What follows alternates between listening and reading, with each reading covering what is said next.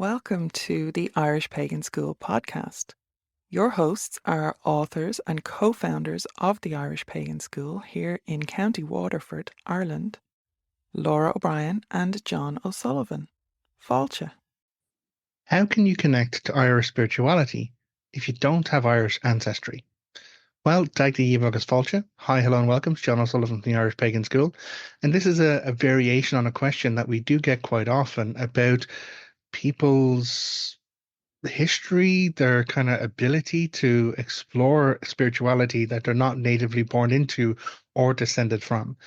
It's a little bit complex in some ways because Irish pagan practice isn't just open and available for everybody, but in the same way, it's not a closed, restrictive, if you don't have your own tribal lineage and tribal ancestry, you can't access it.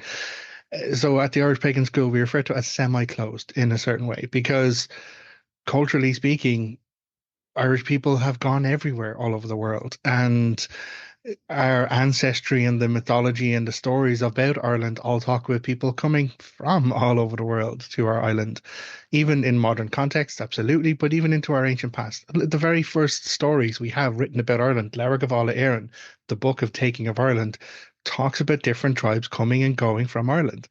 They arrive in, they grow, they expand in population. Their descendants go out of Ireland for some reason. Their descendants come back into Ireland for some reason. The story of Ireland has always been emigration and immigration. So understanding that as a cornerstone of the expansive nature of Irish culture and Irish interest really means that we do need to keep the door somewhat open when it comes to people approaching honorably and honestly to explore spirituality from that point of view. So just because you can't genetically trace your DNA down 5 generations to County Mayo or Longford or whomever doesn't mean that you can't approach respectfully Irish culture and learn to grow from what is to be taught here. But in the same way, just because you can chase your lineage all the way down and you know exactly where your great grandparents grew up or went to school or whatever, doesn't mean you're any more special than anyone else. It just means that you may have an easier time of approaching and accessing the origins of your culture or the history and information because you can go to the archives, you can look up where people grew up and where they came from. Other people, though, people who may not have been raised with biological families, may have been adopted, may have been sold by the Catholic Church into families in America, may not have exact information about where they come from, who their biological parents are, and what parish or whomever they were sold out of. So how do those people, and can those people, still explore Irish spirituality? Yes, they can. From our point of view, from our culture, from our teaching here, you don't have to be Irish to learn and grow from Irish spirituality. You just need to be able to approach ethically, learn open-heartedly and open-mindedly, and then engage in actual integration and practices that encourage not just yourself, but also the culture that you're gaining from or growing from by learning. And that's the difference between appreciation and appropriation. Appropriation is entitlement and taking from another culture without entering a right relationship or a reciprocal energetic bond with that culture to give back, to direct education and information back towards those root cultures and support those cultures where they are themselves. So I'm crossing into a couple of different lines, but it is very clear. It's important to us to be clear from that standpoint that, you can come. Absolutely. We work really, really hard to make sure that everyone can come and have a seat at the table. Ancient Irish laws of hospitality said that anyone coming to a household, okay, particularly a privileged household, someone who's a chieftain, a king, or a brewer, had to accept someone else in if they came knocking on the door for at least one night of food and drink and security and safety. Now, you might not find that at every door in Ireland these days, but the culture of hospitality is still there. The culture of caring is still there. I think Ireland still ranks per capita as one of the most charitable countries in the entire world. So the nature of our cultural expression may have changed, but the cultural root, the expression of that hospitality and care for our fellow people is still there, to my mind. So couple of different things. Just because you have genetic lineage or just because you have like archives or information, it doesn't mean you're any more special than anyone else. It just means that you might have a leg up in the list of trying to get the information you're looking for. For those who don't have that information, you need to change the perspective. And this is that kind of how element.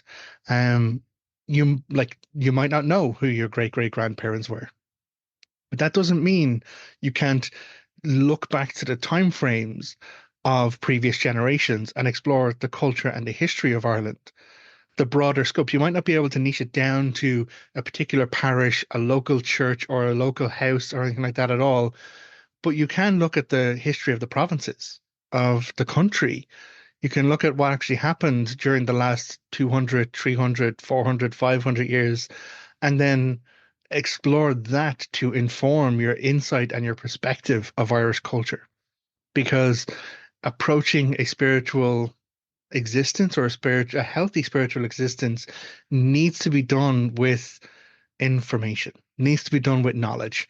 As they say, knowledge is power. And what we teach at the school is the knowledge part. We also then give the steps and the guidance towards how a person can begin a practice of experience, through guided meditation, through honoring rituals of solar cycles, lunar cycles, seasonal fire festivals, and then through learning the information, experiencing it with practical application, we begin to get to that integration element where it becomes part of our spiritual growth, it becomes part of our spiritual life, as we live this multifaceted existence. We're not just creatures of intellect, to my mind, or creatures of physical form or creatures of emotion.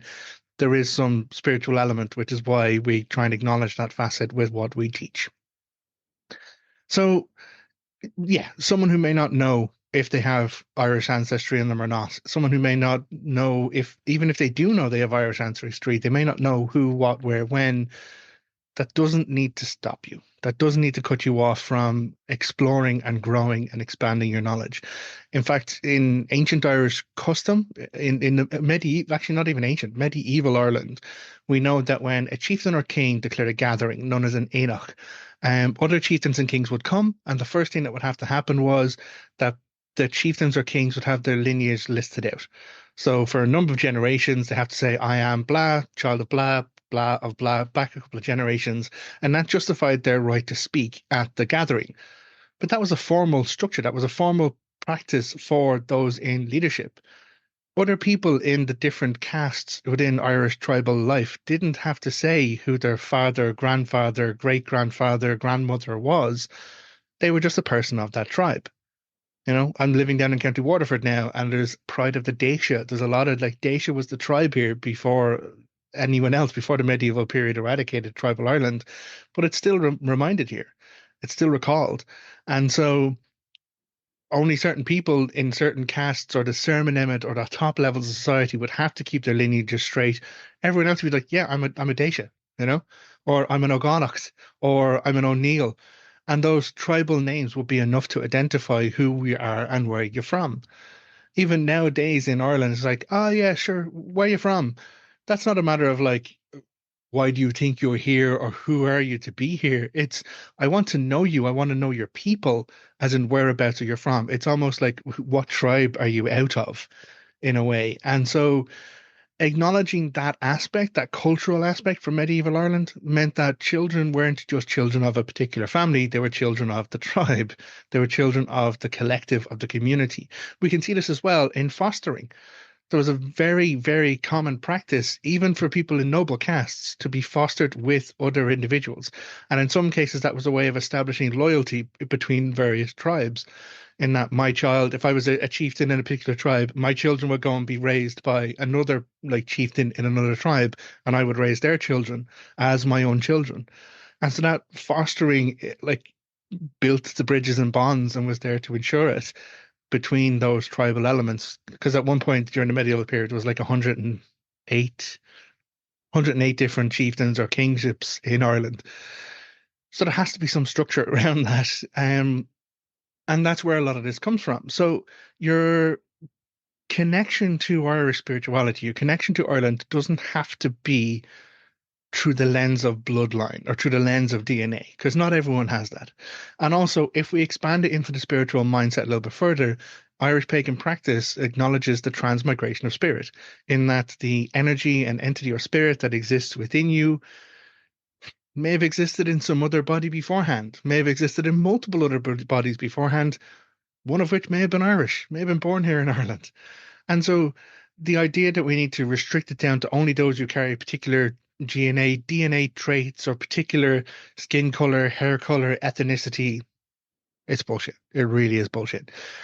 Because that lies very shortly down that road, you end up with racial racism, straight up racism, which is very prevalent. You can see it even in social media today. People are like, oh yeah, like, Ireland for the Irish and all. It's just racism. Racism brought about by fear and scarcity because of capitalism and economic pressures, housing crisis, etc. Thanks government. Anyway, but yeah, there's people of varying intergenerational growth here in Ireland whose parents came from other locations around the world, and they're being told, well, you're not Irish, even though their grandparents were born here in Ireland, just because they have a different perceived ethnicity. Again, bullshit. Quite common in our world with the rise of fascism and racism. I'm not going to step into that too far, otherwise we'll end up on a John rant. But being Irish isn't about pale skin, green hair, and red, or green eyes and red hair. There is no Celtic race. There is no genetic lineage that is solely uniquely Irish, because Irish is, to my mind, a culture and an ethnicity in itself. And that's why we teach it as being accessible to anyone who wants to come and learn and grow respectfully, wants to appreciate, not appropriate. Um, so the other thing that we find with people looking at this ancestry lens, and trying to, okay, yeah, I'm gonna try. I'm gonna shoot it straight. Um, Even people who have Irish ancestry can still be fucking assholes about shit, and that doesn't make them any less special or any more special. And sometimes people think that they can divide themselves from their ancestry in order to claim a higher ground or higher leverage. That is not the way you build a healthy spiritual relationship. If you know your ancestry and you know one of your ancestors was a shitehawk, then you need to get uncomfortable. You need to get comfortable being uncomfortable dealing with that ancestry, because the only way you're going to not pass down ancestral trauma into other generations is by getting uncomfortable where it is now and facing into that. I've had many fantastic and fascinating conversations with people in our community about the idea of ancestry, and there was one individual particularly, and they said, "Listen, I've done my ancestry work. I've checked it all out, and it turns out that they themselves are descended from both the colonizer and the colonized of where they live right now. If that's not going to cause ancestral trauma, I'm not sure what will." But the bravery of that individual to set into that, like, not try and ignore it, not try and gloss it over into love and light, and we're all going to get on.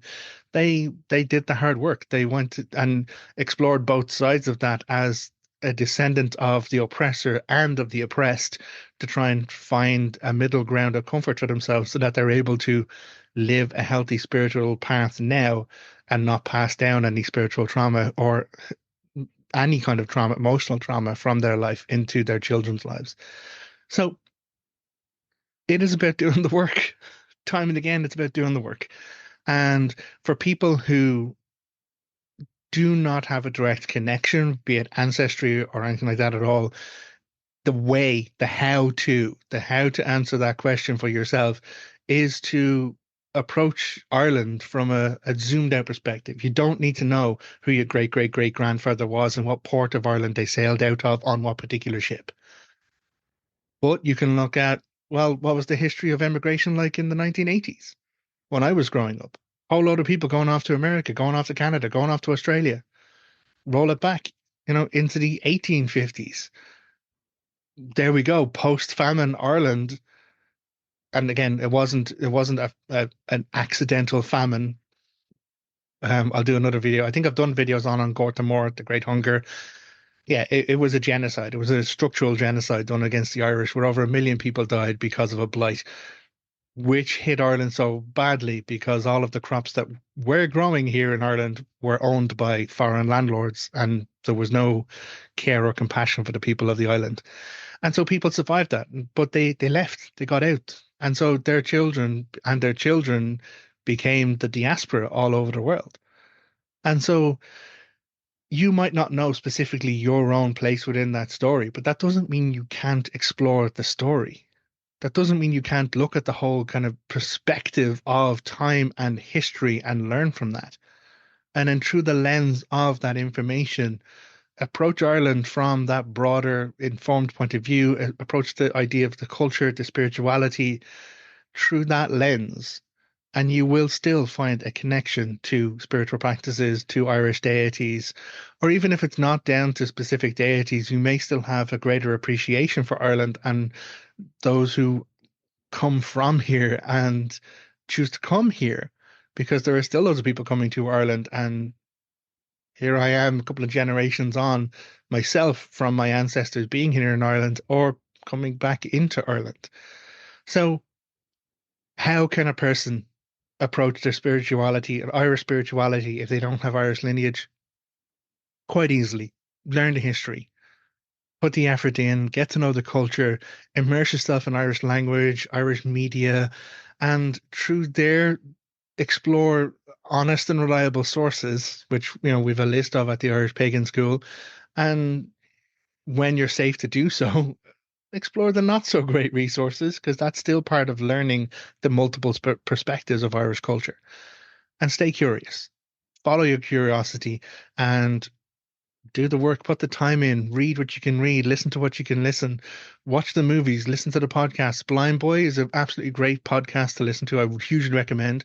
If you're looking for an amazing satirical work that undermined the power of the Catholic Church in Ireland, Father Ted, can't not recommend that. Finn Dwyer from the Irish History podcast, absolutely amazing. Mother Folklore, which is, Mother Folklore is the language. So Mother Folklore is another podcast where they talk about Irish language as well and Irish language words, where it comes from, but not just in a dry linguistic sense. They also talk about the folklore and the stories about Irish language too, which is really, really fascinating and interesting. But there are so many ways to explore Irish media, historical and current, that will lead you along an understanding towards a connection with Ireland, Irish culture, and Irish ethnicity, wherever you may be and whomever you may be. So hopefully this has been interest to you. As ever, I'm coming back to saying the work. You got to do the work. You got to put the time in. But there's a joy in that. There really, really is, getting to know that and how that can be very fulfilling when you find a deeper connection for yourself. And if Irish spirituality is not for you, absolutely. But the only way you'll know that is by trying and getting to know as much as you can. So, yeah, hopefully this has been interesting. Thank you very much for stopping by. I will recommend those free resources that we always do, irishpagan.school/free. This is a list of recommended good resources about Irish culture, Irish spirituality, and ethnicity. And it's a great way to start and to kick off if you are going to follow on and pursue this for yourself. Until next time, look after yourself. Take care. Agus slán. Goodbye. If you enjoyed this podcast, please leave us a positive review in your podcast listener. Then head over to irishpaganschool.com and enroll in one of our free or paid courses. Slán go fóill, and we will see you next time.